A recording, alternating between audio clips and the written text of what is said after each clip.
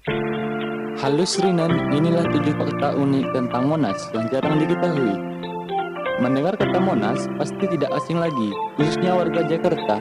Monas merupakan singkatan dari Monumen Nasional yang didirikan untuk mengenang perjuangan rakyat Indonesia. Monas juga dijadikan sebuah destinasi wisata oleh warga Jakarta maupun dari luar Jakarta. Srinan, sebelum lanjut, langkah baiknya untuk menekan like, subscribe, dan share jika Srinan suka dengan channel ini. 1. Sejarah dibangunnya Monas. Presiden Soekarno merencanakan pembangunan sebuah monumen nasional yang setara dengan Menara Eiffel. Monumen nasional setinggi 132 meter itu mulai dibangun pada Agustus 1959 di area seluas 80 hektar oleh arsitek Sudarsono dan Pedes Silaban. Monumen ini diresmikan pada 17 Agustus 1961 oleh Presiden Republik Indonesia Soekarno dan resmi dibuka untuk umum pada tanggal 12 Juli 1975. 2. Makna dari konsep pembangunan Monas. Rancangan dari Tugu Monas berdasarkan pada konsep lingga dan yoni. Tiang Monas yang menjulang tinggi merupakan lambang dari lingga yang bermakna laki-laki dan kesuburan, sementara pelataran cawan atau landasan bagian bawah adalah yoni yang melambangkan perempuan, elemen feminim. 3. Sayembara. Untuk desain Monas, Insinyur Soekarno membuat sayembara untuk mencari desain terbaik Monas. Yang pertama diikuti oleh 51 peserta. Lalu, rancangan dari peserta tersebut diseleksi kembali oleh Panitia Nasional hingga tersisa satu rancangan milik Pedes Silaban. Dipilih sesuai dengan kriteria yang diharapkan.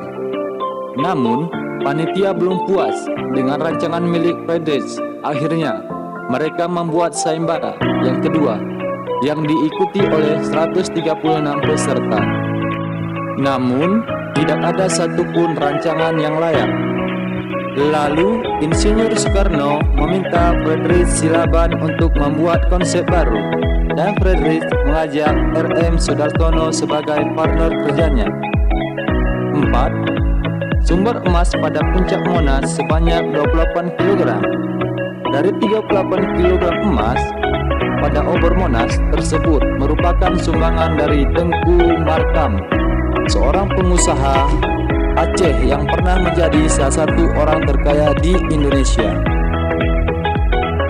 Emas tersebut berasal dari tambang emas yang berada di desa Lebong Tandai. Pada saat ini, emas pada puncak Monas ditambahkan menjadi 50 kg. 5. Berganti-ganti nama. Sebelum dikenal dengan sebutan Monas, monumen ini sempat berganti nama sebanyak 5 kali. Mulai dari Lapangan Gambir, Lapangan Ikada, Lapangan Merdeka, Lapangan Monas, dan Taman Monas. 6. Museum dan ruang kemerdekaan di dalam Monas.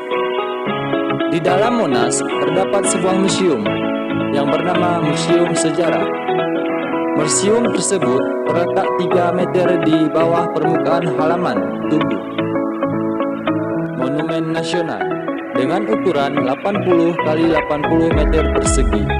Bukan hanya museum, di dalam Monas juga terdapat ruang kemerdekaan.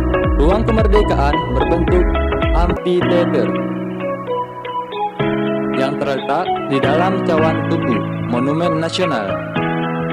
Di dalamnya terdapat 4 atribut kemerdekaan RI: peta Kepulauan Indonesia, bendera Sang Saka merah putih, lambang negara Bhinneka Tunggal Ika, dan pintu gapura yang berisi naskah proklamasi kemerdekaan Republik Indonesia. 7.